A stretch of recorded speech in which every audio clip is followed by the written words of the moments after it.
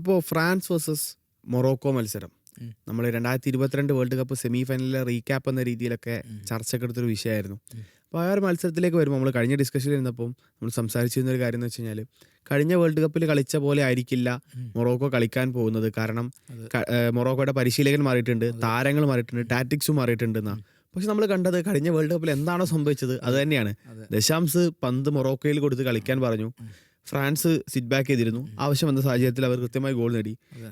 ഈ ഒരു രീതിയിൽ വീണ്ടും മൊറോക്കോയെ കൊടുക്കാൻ എന്താണ് ദശാംശിന്റെ കയ്യിലുള്ള ട്രംപ് കാർഡ്? എന്തായിരുന്നു ദശാംശിന്റെ കൃത്യമായ പ്ലാൻ? അല്ല, അതിൻ്റെ തന്നെ റിവേഴ്സ് കഴിഞ്ഞ 2022 വേൾഡ് കപ്പിൻ്റെ സെമി ഫൈനലിൽ കാണിച്ച ആ ഒരു ട്രിക്കിൻ്റെ ഒരു റിവേഴ്സ് കാർഡായിട്ടാണ് ഈ ഇതിൽ കണ്ടിട്ടുള്ളത്. നമ്മൾ ഫ്രാൻസ് സാധാരണഗതിയിൽ ഈ എംബാപ്പ പരാഗ്വേ മാച്ചിന് ശേഷം എംബാപ്പ പറഞ്ഞ കാര്യമുണ്ട്, ഞങ്ങൾക്ക് വൃത്തിയായിട്ട് കളിയും കളിക്കാറെന്ന് എംബാപ്പ പറഞ്ഞിട്ടുണ്ട്. അത്രയും വലിയൊരു ഫിസിക്കൽ മാച്ച് പരാഗിനെ പോലെ ടീം, പ്രത്യേകിച്ചും അത്രയും ഒരു കുറേ ഫൗളുകളും കുറേ ഫിസിക്കൽ എന്താ പറയുക പ്രഷറിങ്സൊക്കെ വന്നിട്ട് മാച്ചിനെ അതിജീവിച്ച് വന്ന ഫ്രാൻസ് ഈ കളിയിൽ നമ്മൾ പ്രതീക്ഷിച്ചത് ഈ വേൾഡ് കപ്പിൽ ഉടനീളം തന്നെ ഈ നന്നായിട്ട് ബോൾ പ്ലേയിങ് ആയിട്ടുള്ളൊരു ശൈലിയായിരുന്നു ഇപ്രാവശ്യം മൊറോക്കോയുടേത്. അറ്റാക്കിംഗ് ഉണ്ട്, അത്യാവശ്യം നല്ല ട്രാൻസിഷൻസിൽ ഒരു ഹൈ സ്പീഡ് ഗോളൊക്കെ നേടിയിട്ടുള്ള അത്യാവശ്യം കുറച്ചുകൂടി കൺവിൻസിങ് ആയിട്ടുള്ള ഒരു ടൂർണമെൻ്റ് ആയിരുന്നു ഇവർക്കിത്. അപ്പോൾ സ്വാഭാവികമായിട്ടും ഒരു ക്വാർട്ടർ ഫൈനലിലേക്ക് വരുമ്പോൾ, ഒരു ഹൈ മാച്ച് വരുമ്പോൾ ഫ്രാൻസ് സിറ്റ് ബാക്ക് ചെയ്യുന്നു. എന്നിട്ട് മൊറോക്കോയെ ഡിഫെൻഡ് ചെയ്യുന്നില്ല, അവരെ ഔട്ട് ക്ലാസ് ചെയ്യുന്നുള്ളത് തന്നെയാണ് ഞാനൊക്കെ പ്രതീക്ഷിച്ചത്. പക്ഷേ സംഭവിച്ചതെന്ന് വെച്ചാൽ ആദ്യ പകുതിയിൽ നമ്മൾ കണ്ടു മൊറോക്കോ അത്ഭുതകരമായ പ്രതീക്ഷിക്കാത്ത ലെവലിൽ മൊറോക്കോ ഒരു ഡിഫെൻസീവ് പാറ്റേണിലേക്ക് പോവുക ചെയ്തത്. അവരുടെ ഈ ടൂർണമെൻറ്റ് ഇതുവരെ കളിച്ച് വന്ന എല്ലാ പാറ്റേണും മാറ്റിയിട്ട് അവർ ഡിഫെൻസിലേക്ക് പോകുന്നു. ഫ്രാൻസ് ആണെങ്കിൽ നിരന്തരം പ്രസ് ചെയ്യുന്നു. എനിക്ക് തോന്നുന്നത് കളി തുടങ്ങിയ ഉടനെ തന്നെ എംബാപ്പേൻ്റെ ഒരു ഷോട്ടുണ്ട്, അതുപോലെ ഒരു ഉപമക്കൻ്റെ തോന്നിട്ട് ഒരു ഹെഡർ ബോന് തട്ടുകയറ്റ ചെയ്യുന്നുണ്ട്. പിന്നെ അവർക്ക് പെനാൽറ്റി കിട്ടുന്നുണ്ട്. 35 മിനിറ്റിൽ അങ്ങോട്ട് ടി വി സ്ക്രീനിൽ ഇത് കാണിക്കുന്നുണ്ട്. ഗോൾ അറ്റംപ്റ്റ് കാണിക്കുമ്പോൾ ഫ്രാൻസ് 13 മൊറോക്കോ 0 ആയിരുന്നു. അപ്പോൾ കൃത്യമായിട്ടും തന്നെ മൊറോക്കോ ഇതുവരെ കളിച്ച കളിയല്ല ഈ കളിക്ക് ഒരു കരുതിയത്. അവർ ഫ്രാൻസിനെതിരെ ഒരു കരുതലോടുകൂടി കളിച്ചു. എന്താ പറയുക, ഫ്രാൻസിൻ്റെ ഒരു സമൃദ്ധമായ ഒരു അറ്റാക്കിംഗ് നിരയുണ്ട്. നമുക്ക് അറിയാം, എംബാപ്പെ, ദുവെ, ഓലീസ്, അതുപോലെ ഡെമ്പലെ അടങ്ങുന്ന ഒരു ക്വാർട്ടറ്റ് അവിടെ ഉണ്ട്. ഇവരെ നിശബ്ദമാക്കാൻ വേണ്ടിയിട്ടുള്ള ഒരു കളി, പറ്റുമെങ്കിൽ കിട്ടുന്ന തരത്തിലൊക്കെ പെട്ടെന്ന് കൗണ്ടർ അറ്റാക്ക് ചെയ്തിട്ട് ഗോൾ അടിക്കുക എന്നുള്ളൊരു പാറ്റേണിലൊക്കെ അവർ മാറിയത്. അത് ആദ്യ പകുതിയിൽ ഗോൾ വഴങ്ങിയില്ല എന്നുള്ളത് ശരിയാണ്, പക്ഷേ ഒരു ബ്രേക്കൗട്ട് മൂവ്മെൻറ്റ് ഉണ്ടാക്കാൻ മൊറോക്കോ കഴിഞ്ഞില്ല. സെക്കൻഡ് ഹാഫിലാണെങ്കിൽ ഫ്രാൻസ് കളി സിമ്പിളായി പിടിക്കും, നമ്മൾ കണ്ടാലോ പിടിക്കുകയും ചെയ്തു. അപ്പോൾ എനിക്ക് തോന്നുന്ന സംഭവം എന്ന് വെച്ചാൽ മൊറോക്കോ അവരുടെ ഒരു നാച്ചുറൽ ഗെയിം അല്ല കളിച്ചത്. 2022 വേൾഡ് കപ്പിൽ എന്ന പോലെ തന്നെ ഇപ്രാവശ്യം ഈ മാച്ചിലും അവർ ഫ്രാൻസിനെതിരെ ഒരു നാച്ചുറൽ ഗെയിം അല്ല കളിച്ചത്. അവർക്ക് എക്സ്പീരിയൻസ് ഉള്ള ടാക്ടിക്സ് ആണ്. പക്ഷേ അവർ ഈ വേൾഡ് കപ്പിൽ വിജയകരമായി നടപ്പാക്കിയിട്ടുള്ള പദ്ധതിയല്ല. പകരം കുറച്ചും കൂടി കെയർഫുള്ളായിട്ട്, കുറച്ചും കൂടി കോഷ്യസ് ആയി കളിച്ചു. അതിനവർക്ക് സെക്കൻഡ് ഹാഫിൽ പണി കിട്ടുകയും ചെയ്തു എന്നാണ് എനിക്ക് തോന്നില്ല. ഇപ്പോൾ നമ്മൾ ഈ മൊറോക്കോ ഈ ഒരു അവരുടെ സ്റ്റൈലൊക്കെ മാറ്റി കളിച്ചതിൻ്റെ പ്രധാന കാരണമായിട്ട് നമ്മൾ പറഞ്ഞത് ഫ്രഞ്ച് അറ്റാക്കാണ്. അറ്റാക്കിന് ലീഡ് ചെയ്യുന്നത് എംബാപ്പയാണ്. എംബാപ്പയുടെ കേസ് എന്ന് പറഞ്ഞാൽ എംബാപ്പ എന്ന് കളിക്കാൻ ഇറങ്ങുന്നു അന്ന് എന്തെങ്കിലുമൊക്കെ ഒരു റെക്കോർഡ് ആൾ ബീറ്റ് ചെയ്യും. ഇപ്പം ആൾ നോക്കൗട്ട്സിൽ ഏറ്റവും കൂടുതൽ ഗോൾ നേടുന്ന താരം എന്നുള്ള റെക്കോർഡിൽ കൂടുതൽ ഗോളുകൾ ആഡ് ചെയ്തുകൊണ്ടിരിക്കുകയാണ്. നമുക്കറിയാം 12 ഗോളോളമായി നോക്കൗട്ട്സിൽ എംബാപ്പയുടെ പേരിലുള്ളത്. അപ്പോൾ എംബാപ്പയുടെ ഈ ഒരു വേൾഡ് കപ്പിലെ പെർഫോമൻസ് നമ്മൾ എന്നും ഡിസ്കസ് ചെയ്യുന്ന ടോപ്പിക്കാണ്. പക്ഷേ എംബാപ്പ എന്നുള്ളൊരു താരം ഉണ്ടാക്കുന്ന ഒരു ഇമ്പാക്റ്റ് ഉണ്ട് ആ ടീമിൽ. കാരണം അയാളെ പിടിക്കുക എന്നുള്ളത് ഡിഫൻഡർമാർക്ക് എന്നൊരു തലവേദനയാണ്. അയാൾ എപ്പോൾ എങ്ങനെ ഒരു സ്പേസ് കണ്ടെത്തുന്നു എന്നുള്ളത് ഭയങ്കര ക്വസ്റ്റ്യനാണ്. ഒരു പെനാൽറ്റി കിട്ടിയിട്ട് ഗോൾ അടിക്കാൻ പറ്റാത്തൊരു താരം അതിനേക്കാളും ടൈറ്റ് സ്പേസിൽ നിന്നിട്ടാണ് ആ ഒരു ഗോൾ ക്രിയേറ്റ് ചെയ്യുന്നത്. നമ്മൾ പറയാം ശൂന്യതയിൽ നിന്നും എന്തെങ്കിലുമൊക്കെ ഉണ്ടാക്കിയെടുക്കുന്നത് ഒരു മെജീഷ്യനെ പോലെയാണ്. ഒന്നും ഉണ്ടാകാത്തൊരു കയ്യിൽ ചിലപ്പോൾ ഒരു റോസാപ്പൂ ഇരിക്കുക എന്നുള്ള പോലെ ഒന്നുമില്ലാത്തടത്തുനിന്ന് ഒരു സ്പേസ് ക്രിയേറ്റ് ചെയ്ത ആൾ ഗോൾ നേടുന്നുണ്ട്. എംബാപ്പയുടെ നേരത്തെ ഒരു ഗോളും നേരത്തെ ഒരു പ്രകടനവും എങ്ങനെ നമുക്ക് സംസാരിക്കാം? അതല്ലേ ഒരു ടീമിന് വേണ്ടത്. അതായത് നമ്മൾ ഇത് ഇപ്പോൾ കാണുന്നതല്ലല്ലോ. 2022 ഫൈനലിൽ നമ്മൾ കണ്ടതാണ്, അതിന് മുന്നേ 2018 നമ്മൾ കണ്ടതാണ്. അപ്പോൾ 2022 ഫൈനലിൽ ഫ്രാൻസ് എവിടെയും ഉണ്ടായിരുന്നില്ല. എന്നിട്ട് അവസാന മിനിറ്റുകളിലേക്ക് കളി കൊണ്ടുപോയപ്പോൾ എംബാപ്പെ ആ ടീമിനെ മൊത്തം തിരിച്ചു കൊണ്ടുവരുന്നത് കണ്ടത്. അപ്പോൾ അത് തന്നെയാണ് ഈ ഒരു മാച്ചിൽ നമ്മൾ ഈ മാച്ച് മാത്രം ഈ വേൾഡ് കപ്പിൽ ഉടനീളം കാണുന്നതാണ്. അതായത് ഇന്നലെ ഫ്രാൻസിന് ഒരു ഗോൾ വേണമായിരുന്നു. ആരാണ് അവിടെ അവതരിച്ചത്? എംബാപ്പയാണ് അവിടെ വന്നത്. എംബാപ്പെ ആ ഒരു ഗോൾ നേടുന്നതും അത്രയും ഫസ്റ്റ് ഹാഫിൽ ഒരു പെനാൽറ്റി കളഞ്ഞ് അത്രയും എന്താ പറയുക ലോ ആവേണ്ട ഒരു സമയത്ത് അദ്ദേഹം ആ ഒരു ബോക്സിൻ്റെ പുറത്തുനിന്ന് ആ ഒരു ബ്രില്യൻറ്റ് ഗോളാണ്. അതായത് ഇസാ ഡിയോപ്പ് എന്ന് പറഞ്ഞൊരു ആചാനവഹ ഒരു വലിയ മനുഷ്യനെ ഒരു പോളാക്കി മാറ്റിയിട്ട് ആ പോളിന് ചുറ്റും വളച്ചുകൊണ്ട്, അത് യസീൻ ബോനോ അവിടെ ഗോൾ കീപ്പർ ഉണ്ട്. യസീൻ ബോനോ നമുക്കറിയാം എങ്ങനെ സേവ് ചെയ്യുന്ന ഗോൾ കീപ്പറാണ്. ആ ഗോൾ കീപ്പറിനെ വളച്ച് കടത്തി ആ ഒരു ഗോൾ നേടുക എന്ന് പറഞ്ഞു കഴിഞ്ഞാൽ ആ ടൈമിൽ ആ ഒരു ഗോൾ നേടുക എന്ന് പറഞ്ഞു കഴിഞ്ഞാൽ വലിയ കാര്യമാണ്. അപ്പോൾ എംബാപ്പെ ആ ഗോൾ നേടിയോട് കളി മാറി 6 മിനിറ്റിനുള്ളിൽ എംബാപ്പെ അസിസ്റ്റ് ചെയ്തിട്ട് ഡെമ്പലെ ആ ഗോൾ നേടുകയാണ്. അങ്ങനെ 2 ഗോള്, രണ്ടും എംബാപ്പെ ഗോൾ കോൺട്രിബ്യൂഷൻ. ആ കളി സെറ്റ് ചെയ്തു, മാച്ച് ചെയ്തു. അത് കുറച്ച് കഴിഞ്ഞപ്പോൾ ചെറിയൊരു പരിക്ക് പോലെ തോന്നി, അല്ലെങ്കിൽ അദ്ദേഹം റെസ്റ്റ് ചെയ്യാൻ വേണ്ടി പോയി. അപ്പോൾ നമ്മൾ ഈ ഡിക്റ്റേറ്റർ എന്ന് പറയുക ആൾ ഇന്നലത്തെ മാച്ച് ഡിക്റ്റേറ്റ് ചെയ്തു എന്ന് ഞാൻ പറയും. ഇന്നലത്തെ മാച്ച് അദ്ദേഹമാണ് ഡിക്റ്റേറ്റ് ചെയ്തത്, തീരുമാനിച്ച അദ്ദേഹമാണ്. അപ്പോൾ എംബാപ്പെ ഈ വേൾഡ് കപ്പിൽ ഇപ്പോൾ ആ നമ്പേഴ്സ് തന്നെ നമുക്ക് എടുത്താൽ അറിയാം. 20 മാച്ചസിൽ 20 ഗോൾസ് വേൾഡ് കപ്പിൽ. മെസ്സി ആ ഒരു 21 ഗോൾ അച്ചീവ് ചെയ്യാൻ 6 വേൾഡ് കപ്പ് എടുത്തു. 3 വേൾഡ് കപ്പിൽ അത് ആ ഒരു റെക്കോർഡ് ഇനി എങ്ങോട്ട് എത്താൻ പോകണമെന്ന് അറിയില്ല. ചിലപ്പോൾ അതൊരു അൺമാച്ചബിൾ ഒരു ലെവലിലേക്ക് എത്താൻ സാധ്യതയുണ്ട് ആ റെക്കോർഡ്. എംബാപ്പയ്ക്ക് ഇനി എത്ര വേൾഡ് കപ്പ് ഉണ്ട്? ഇസാ ഡിയോപ്പിനെ പിന്നെ മറ്റേ ഹരി പറഞ്ഞൊരു കാര്യത്തിലേ, ഇസാ ഡിയോപ്പിനെ പോളാക്കി മാറ്റിയുള്ള ഭയങ്കര നിരീക്ഷണമാണ്. കാരണം വെച്ചാൽ ഇസാ ഡിയോപ്പിന് സാധാരണ ഫുട്ബോൾ മൈതാനങ്ങളിൽ പിന്നെ കോച്ചുമാർ ഡിഫൻഡർമാർക്ക് കൊടുക്കുന്ന ഒരു നിർദ്ദേശമുണ്ട്, ഒരു പ്ലെയർ എങ്ങനെ ക്ലോസിങ് ചെയ്യണം എന്നുള്ളത്. ഡിയോപ്പിൻ്റെ എല്ലാം കറക്റ്റായിരുന്നു. ഡിയോപ്പ് ആക്ച്വലി ആൾ ഒരു പിന്നെ എംബാപ്പെ ഒരു ഷോട്ട് എടുക്കുന്ന സമയത്ത് എങ്ങനെ പൊസിഷൻ ചെയ്യണം അങ്ങനെ തന്നെ നിന്നിട്ടുള്ളത്. പക്ഷെ അതിൽ ബീറ്റ് ചെയ്തിട്ടുള്ള അയാളുടെ ആ ഒരു പെർഫെക്റ്റ് ആയിട്ടുള്ള ഫിനിഷിംഗ് ആണ്. അത് ഞാൻ ഇപ്പോൾ ഇന്നലെ ഇങ്ങനെ കളിയൊക്കെ കഴിഞ്ഞതിന് ശേഷം എക്സ് ഒക്കെ തുറക്കുമ്പോൾ കാണുന്നത് വെച്ചാൽ ആ കളിയിൽ ഏറ്റവും ബെസ്റ്റ് ക്യാമറമാൻമാരെക്കാളും കൂടുതൽ നല്ല ഗോളിന്റെ വ്യൂ കിട്ടിയത് ഈ സൈഡ് ഓപ്പിനെ ഇരിക്കുന്നത്. കാരണം ആ ബോൾ ടച്ച് ചെയ്ത് വലയിലെത്തുന്ന വരെ ആൾ കണ്ണുകൊണ്ട് ഇങ്ങനെ ഗൈഡ് ചെയ്യുന്നുണ്ട്. അപ്പൊ ആൾക്ക് ആ ഗോളിന്റെ ഏറ്റവും പെർഫെക്റ്റ് വ്യൂ കിട്ടി എന്നുള്ളത്. കാരണം എന്താ ചെയ്യാൻ അതായത് ചെയ്യാവുന്നതൊക്കെ ചെയ്തിട്ടും അതിൽ നിന്ന് അപ്പുറത്തേക്ക് എംബാപ്പെ പെർഫോം ചെയ്യുന്നത് കാണുമ്പോഴേ ഡിയോപ്പ് ആ ഗോൾ ഇയാൾക്ക് അപമാനം. ഡിയോപ്പിന് എന്നിട്ട് ഫ്രസ്ട്രേറ്റഡ് ആയിട്ട് തോന്നി യെല്ലോ തൊട്ട് എംബാപ്പിനെ തന്നെ ഫോളോ ചെയ്ത് യെല്ലോ വാങ്ങും ചെയ്തു. അതായത് ഞാൻ പറയും എംബാപ്പെ ഈ വേൾഡ് കപ്പിൽ ഇപ്പോൾ ഇന്നലത്തെ മാച്ചിൽ ആ ഡിക്റ്റേറ്റ് ചെയ്യുന്നു, ആ ഒരു ബ്രില്യൻറ്റ് ഗോൾ ഇടുന്നു. അത് നമ്മൾ പരഗ്വയുടെ മാച്ച് എടുത്ത് നോക്കൂ, നേരെ ഡിഫറെൻറ്റ് പെർഫോമൻസ് ആണ് അദ്ദേഹത്തിൻ്റെ. അതായത് ക്യാപ്റ്റൻ എങ്ങനെ വേണം, അതായത് ആ പെറഗ്വൻ പ്ലേയേഴ്സ് എന്തൊക്കെ പ്രൊവക്കേഷൻ വന്നു, അപ്പോൾ ആ ചിരിച്ചതിനെ തള്ളി കഴിഞ്ഞാൽ ഗോള് നേടിയ ശേഷം ആൾ മോക്ക് ചെയ്തിട്ടൊക്കെ പോകുന്നത്. അപ്പോൾ ഒരു കോൺഫിഡൻസ് ആ ടീമിന് എംബാപ്പെ എന്ന് പറഞ്ഞ പ്ലെയർ നൽകുന്ന ഒരു കോൺഫിഡൻസ് ഉണ്ട്. ആ ക്യാപ്റ്റൻ സാം ബാൻഡ് അദ്ദേഹം അതൊരു അത്രയും ആവേശത്തോടെ അത് എടുക്കുന്നതും ആ മാച്ചിനെ ഇൻഫ്ലുവൻസ് ചെയ്യുന്നതും എംബാപ്പെ ആണ്. എംബാപ്പയ്ക്ക് പിന്നെ എന്താണെന്ന് വെച്ച് കഴിഞ്ഞാൽ ആ ക്വാളിറ്റി പ്ലെയേഴ്സ് അദ്ദേഹത്തിൻ്റെ ഒപ്പം കൊടുക്കുന്നുണ്ട്. അതായത് ഡെമ്പലെ പോലത്തെ ഒരു പ്ലെയർ അപ്പുറത്തുണ്ട്, ഒലീസിയ പോലത്തെ പ്രൊവൈഡർ ഉണ്ട്, അതുപോലെ ഡുവെ പോലത്തെ ഒരു യങ് സൂപ്പർ സ്റ്റാർ ഉണ്ട്. അപ്പോൾ നമ്മൾ പറഞ്ഞു, അതായത് ഫ്രാൻസ് ഈ ഒരു ലോകകപ്പിലേക്ക് എന്താ പറയുക, എംബാപ്പെ പറഞ്ഞു, അതായത് ഞങ്ങൾ എന്ത് തരത്തിലുള്ള കളിയും കളിക്കാൻ തയ്യാറാണ്, ഞങ്ങൾക്ക് ജയിക്കുകയാണ്. അത് ഡെഷാംസ് കൊണ്ടുവരുന്നൊരു സാധനം. അത് ഡെഷാംസ് കൊണ്ടുവരുന്നൊരു വിന്നിങ് മെൻറ്റാലിറ്റിയാണ്. അതാണ് എംബാപ്പയും ആ ഒരു വിന്നിങ് മെൻറ്റാലിറ്റി കൊണ്ടുവരുന്നുണ്ട്. സോ എംബാപ്പയാണ് സൂപ്പർ സ്റ്റാർ ഈ ഒരു ടീമിൻ്റെ. എംബാപ്പെ നയിക്കുന്നു, പ്ലസ് ആ കൂടെയുള്ള അറ്റാക്കേഴ്സ്, ടീം വർക്ക്, അറ്റാക്കേഴ്സിൻ്റെ വർക്ക് എന്ന് പറയും, അറ്റാക്കേഴ്സിൻ്റെ വർക്ക് പ്ലസ് ആ മിഡ്ഫീൽഡിൻ്റെ റാബിയോട്ട് ആയാലും മനുക്കോണ നല്ലൊരു പെർഫോമൻസ് ആണ് ഇന്നലെ കാഴ്ചവെച്ചത്. സോ അതുകൊണ്ട് തന്നെ ടീം പെർഫോമൻസ് ആണ് വിത്ത് എംബാപ്പെ ലീഡിങ് ഫ്രാൻസ്. പക്ഷെ ഇതിനകത്ത് തന്നെ ഒരു കാര്യം വെച്ചാൽ നമ്മളിപ്പോൾ ഈ എംബാപ്പിനെ നമ്മൾ PSG കണ്ടിട്ടുണ്ട്. മെസ്സി, നെയ്മർ പോലുള്ള വലിയ താരങ്ങളിലെ ഒരു എംബാപ്പിനെ കാണുന്നുണ്ട് അവിടെ. ശേഷം റയൽ മാഡ്രിഡിലും ഇതിനേക്കാൾ വലിയ സൂപ്പർ താരനിരയുള്ള ടീമാണ് റയൽ മാഡ്രിഡ്. പക്ഷെ അവിടെ എന്തുകൊണ്ടാണ് എംബാപ്പയ്ക്ക് ഇത്തരത്തിലൊരു മികവ് റിപ്ലിക്കേറ്റ് ചെയ്തത്? ഞാൻ കാണാൻ അതിനകത്ത് ഫ്രാൻസിൽ ആൾ ഇഞ്ചെക്ട് ചെയ്യുന്ന ഒരു ലീഡർഷിപ്പ് ക്വാളിറ്റിയും ഒരു കളിക്കാർക്കിടയിൽ ഉണ്ടാക്കുന്ന ഒരു റാപ്പും ഉണ്ട്. അതാണ് എനിക്ക് തോന്നുന്നത്. ആ ഒരു റാപ്പ് മറ്റേ ക്ലബ്ബ് ലെവലിൽ അത്രമാത്രം കൊടുക്കാൻ പറ്റിയെന്ന് തോന്നുന്നില്ല. അപ്പോൾ ആക്ച്വലി ഒരു പക്ഷേ ഈ വേൾഡ് കപ്പ് 3ാമത്തെ വേൾഡ് കപ്പാണ്. ഈ വേൾഡ് കപ്പിൽ ആൾ ഒന്നും കൂടി മെച്യൂർഡായി വരുന്നു. ഇത് ഈ മെച്യൂർഡ് അയാളുടെ നെക്സ്റ്റ് ഈ കളികളിലും അല്ലെങ്കിൽ അടുത്തൊരു ഘട്ടത്തിലും പ്രതിഫലിക്കുന്ന എനിക്ക് തോന്നുന്നത്. ഇപ്പോൾ നമ്മൾ ഈ എംബാപ്പയുടെ ഒരു റാപ്പോ സെറ്റ് ചെയ്യുന്നുണ്ടല്ലോ. അപ്പോൾ ഈ റാപ്പോ സെറ്റ് ചെയ്യുന്ന ആരെന്ന് വെച്ചാൽ എംബാപ്പയ്ക്ക് അപ്പുറം ഞാൻ വിശ്വസിക്കുന്നത് ദശാംശാണ്.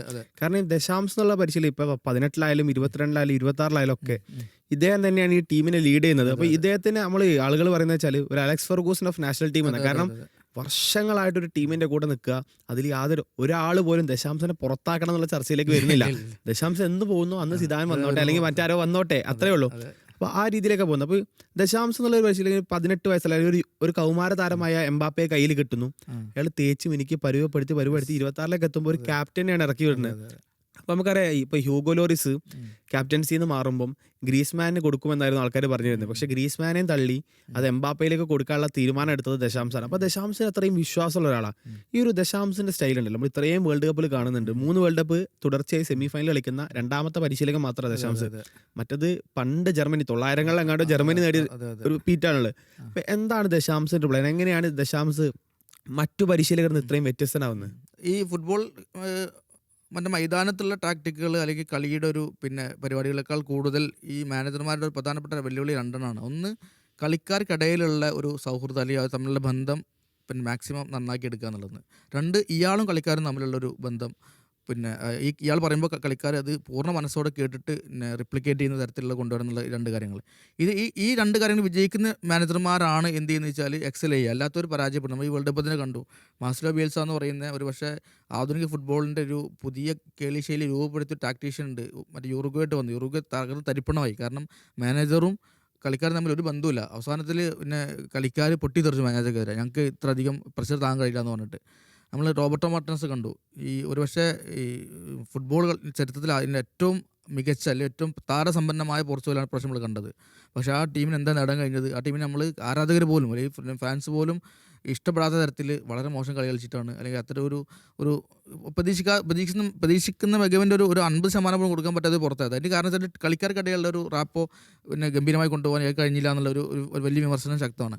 അപ്പോൾ ഇങ്ങനെയുള്ളൊരു ഈ 2 പ്രശ്നങ്ങളും പിന്നെ ടീം അംഗങ്ങൾക്കിടയിലുള്ള ഒരു കാര്യം, അതുപോലെ മാനേജറും ടീമും തമ്മിലുള്ള ഒരു ബന്ധം, ഇത് 2ലും അടിപൊളിയാണ്. അത് മാനേജ്മെൻറ്റ് കാര്യത്തിൽ ദശാംസ് ഒരു പെർഫെക്റ്റ് ബ്രില്യൻ്റ് ആണെന്നാണ് എനിക്ക് തോന്നുന്നത്. ഇതിലെനിക്ക് ഈ വേൾഡ് കപ്പിൽ എനിക്ക് ഇതേപോലെ ഉദാഹരണം പറയാൻ പറ്റിയ ഒരാൾ നമ്മുടെ തീർച്ചയായിട്ടും അർജൻറ്റീനയുടെ സ്കലോനിയും, അതുപോലെ പിന്നെ ഉള്ളത് ബ്രസീലിൻ്റെ ആഞ്ചലോട്ടിയാണ്. പിന്നെ മറ്റു കോച്ചുമാർ ഇല്ല എന്നല്ല, പക്ഷേ ആഞ്ചലോട്ടി ദൗർഭാഗ്യവശാൽ പറഞ്ഞ പോലെ അദ്ദേഹത്തിന് ഇത്ര നല്ല കളിക്കാരില്ലാതെ പോയി എന്നുള്ളൊരു പ്രശ്നമേ ഉള്ളൂ.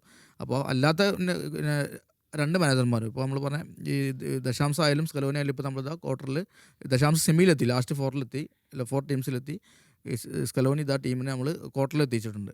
അപ്പോൾ ഇത് ആധുനിക ഫുട്ബോളിൽ ഇത് വളരെ പ്രധാനപ്പെട്ട കാര്യമാണ്. പിന്നെ ഈ കളിക്കളത്തിലെ ടാക്ടിക്കുകളോ അല്ലെങ്കിൽ കളിക്കളത്തിലെ ശൈലികളോ ഒക്കെ വ്യത്യസ്തമായിരിക്കാം, വലിയ കാര്യങ്ങൾ. പക്ഷേ ഇതിനൊക്കെ അപ്പുറത്തേക്ക് ഈ കളിക്കാർ മനുഷ്യരാണ്. ഈ മനുഷ്യർക്കുള്ളിൽ ഇൻജെക്റ്റ് ചെയ്യുന്ന ഒരു സ്നേഹം, ഒരു സൗഹൃദം, ഒരു പിന്നെ സഹകരണം, പിന്നെ ആ ഒരു മനോഭാവം ഉണ്ടാക്കുക, കളിക്കാരുടെ ഈഗോ മാനേജ് ചെയ്യുക എന്നുള്ളത് പ്രധാനം. അതാണ് ദശാംശം വിജയിക്കുന്നു എനിക്ക് തോന്നിയിട്ടുണ്ട്. അതായത് ഫസ്റ്റ് മാച്ചിൽ സെനഗലിനെതിരെ എന്താ പറയുക, നമ്മൾ പ്രതീക്ഷിച്ചൊരു തുടക്കമല്ല. അതായത് ഫസ്റ്റ് ഹാഫിൽ അത്രയും കൂടി ഇമ്പാക്റ്റ് ഫ്രാൻസിന് ഉണ്ടാക്കാൻ പറ്റിയില്ല. അപ്പം അദ്ദേഹം ചെറിയൊരു ട്വീക്കാണ് നടത്തിയത്. ഡെംബലെ ജസ്റ്റ് ഒന്ന് വിങ്ങിലെടുത്തിട്ട് ഒലീസനെ കിട്ടും. അപ്പോൾ ശരിക്കും ആക്ച്വലി അവിടെ ഡെംബലെ സാക്രിഫൈസ്ഡ് ആവുകയാണ് ചെയ്യുന്നത്. അത് ഡിഷാംസ് സമ്മതിക്കുകയും ചെയ്തു.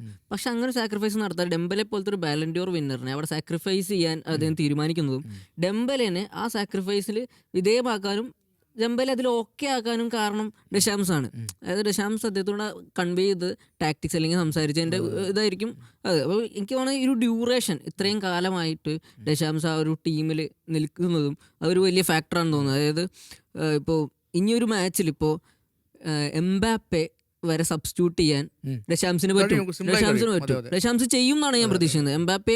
എംബാപ്പെ വെച്ചിട്ടുള്ള പ്ലാൻ വർക്കൗട്ട് ആയില്ലെങ്കിൽ എംബാപ്പെ വരെ സബ്സ്റ്റിറ്റ്യൂട്ട് ചെയ്ത് മറ്റൊരു താരത്തെ ഇറക്കാനും ആ കളി ജയിക്കുക എന്നുള്ളതായിരിക്കും ഡെഷാംസിന്റെ ഏറ്റവും വലിയ ഒബ്ജക്റ്റീവ് എന്നാണ് ഞാൻ വിചാരിക്കുന്നത്. അത് അദ്ദേഹം പണ്ട് തൊട്ടേ തുടങ്ങി വരുന്നത്. അതായത് നമ്മൾ ഈ എറിക് കാന്റണ ഞാൻ വായിച്ചിട്ടുള്ളതാണ്. എറിക് കാന്റണ ഒരിക്കൽ പറഞ്ഞിട്ടുണ്ട്, ഡെഷാംസിന്റെ കളി ഞാൻ കണ്ടിട്ടില്ല, പക്ഷെ എറിക് കാന്റണ പറഞ്ഞതാണ് ഒരു വാട്ടർ കാരിയർ ആയിരുന്നു എന്ന് പറഞ്ഞത് ഡെഷാംസ് ഫ്രഞ്ച് ടീമിൽ. അതായത് ഹാർഡ് വർക്ക് എന്ന് പറഞ്ഞാൽ ഭയങ്കര ഹാർഡ് വർക്ക്, വട്ടിപ്പണി എടുക്കുക. അപ്പോൾ ജയിക്കുക എന്നല്ലാതെ വേറൊന്നും അദ്ദേഹത്തിന് അറിയില്ല, അദ്ദേഹത്തിന് വേറൊന്നും വേണ്ട എന്നുള്ളതാണ് ഡെഷാംസിന്റെ ഒരു ഒബ്ജക്റ്റീവ് എന്ന് പറയുന്നത്. അപ്പോൾ അത്രയും ഹാർഡ് വർക്ക് ചെയ്യണം, ജയിക്കാൻ വേണ്ടി എന്തും ചെയ്യും എന്നുള്ളതാണ്. അപ്പോൾ അത് തന്നെയാണ് നമ്മൾ ഈ ഒരു ഫ്രഞ്ച് ടീമിലും കാണുന്നത്. അദ്ദേഹം മാനേജറായിട്ട് എന്ത് ചേഞ്ചസ് വേണമെങ്കിലും വരുത്താം, ജയിച്ചാൽ മതി. ഇതിൽ പ്രധാനപ്പെട്ട സംഭവത്തിൽ ഫ്രാൻസ് എന്ന് പറഞ്ഞാൽ നമ്മൾ ഒരുപക്ഷെ വേൾഡ് ഫുട്ബോൾ ഏറ്റവും പ്രതിഭകളെ ഉൽപ്പാദിപ്പിക്കുന്ന ഒരു ടീമാണ്. ഇപ്പോൾ നമ്മൾ അവിടുന്ന് കഴിഞ്ഞൊരു 5-8 വർഷത്തെ അല്ലെങ്കിൽ 10 വർഷത്തെ എടുത്ത് നോക്കുകയാണെങ്കിൽ എത്ര കളിക്കാർ അവിടെ നിന്ന് വന്നു പോയി. പക്ഷേ ഓരോ വേൾഡ് കപ്പിന് വരുമ്പോൾ കുറേ പ്ലേയേഴ്സിനെ ഡ്രോപ്പ് ചെയ്യുന്നുണ്ട്, പുതിയ കളിക്കാരെ കൊണ്ടുവരുന്നുണ്ട്. ഇപ്പോൾ തന്നെ നോക്കുക, കഴിഞ്ഞ വേൾഡ് കപ്പിൽ ഫ്രാൻസിൻ്റെ നട്ടല്ലായിരുന്നു, കഴിഞ്ഞ 2 വേൾഡ് കപ്പുകളിൽ നട്ടല്ലായിരുന്നു. 2018 വേൾഡ് കപ്പ് നേടിയപ്പോൾ അതിൽ നട്ടല്ലായ പ്ലെയർ ആയിരുന്നു എൻഗോളോ കാൻ്റെ. പ്രാവശ്യം സൈഡ് ബെഞ്ചിലാണ്, ടീമിലുണ്ട് പക്ഷേ കാൻ്റെ ഉപയോഗപ്പെടുത്താൻ പറ്റുന്നില്ല. അതുപോലെ തന്നെ പിന്നെ കഴിഞ്ഞ വേൾഡ് കപ്പിൽ കളിച്ച പല പ്ലെയേഴ്സും, പിന്നെ ഒരു പക്ഷേ ഇപ്പോൾ ലീഗ് ഘട്ടങ്ങളിൽ തിളങ്ങുന്ന പ്ലെയേഴ്സും. ഗ്രീസ്മാൻ എന്ന പ്ലെയർ ഭയങ്കര കോറായിരുന്നു, എന്നിട്ട് ഫൈനലിൽ ഗ്രീസ്മാനെ മാറ്റുന്നുണ്ട്. അത് കാരണം ജയിക്കാൻ അത് വേണം. അതിന് ഗ്രീസ്മാൻ പോയതിന്റെ ഒരു എന്തെങ്കിലും കുറവ് ഇപ്പൊ കാണുന്നുണ്ടോ ആ ടീമിൽ? ഒലീസ് കഴിഞ്ഞ പ്ലെയറിനെ കൊണ്ടുവരുന്നു. തീരുമാനം എടുക്കാനേ, അത് ആ തീരുമാനം ഡിസിഷൻ എടുക്കണമെങ്കിൽ എന്ത് ചെയ്യണം? ഈ ഹരി പറഞ്ഞ പോലെ ഈ പിന്നെ എന്താ പറയുക, മാനേജർക്ക് ആ ടീമിനുള്ള അതോറിറ്റി വേണം. എംബാപ്പനെ മാറ്റാൻ കഴിയണം. ആ അതോറിറ്റി ഉണ്ടാക്കാൻ കഴിഞ്ഞിട്ടുണ്ട്. അത് എല്ലാവർക്കും കഴിയുന്ന പരിപാടി. അതൊരു കോച്ചിലപ്പുറത്തേക്ക് മാനേജർ എന്നുള്ള റോൾ എടുക്കുമ്പോഴുള്ള ഗുണം, അതായത് കറക്റ്റ് ഡിസിഷൻ, ആളുടെ ഡിസിഷൻ എന്താണോ അതിനനുസരിച്ച് മുന്നോട്ടേക്ക് പോകുന്നുള്ള. നമുക്ക് ഇനി ഇപ്പം ഫ്രാൻസിന് സെമി ഫൈനലിലേക്ക് അവർ യോഗ്യത നേടിയിരിക്കുകയാണ്. രണ്ടാമത്തെ ക്വാർട്ടർ ഫൈനൽ, അതായത് അവരുടെ എതിരാളികൾ ഇന്ന് തീരുമാനമാവും. ഒന്ന് ബെൽജിയം ആണ്, ഒന്ന് സ്പെയിനാണ്.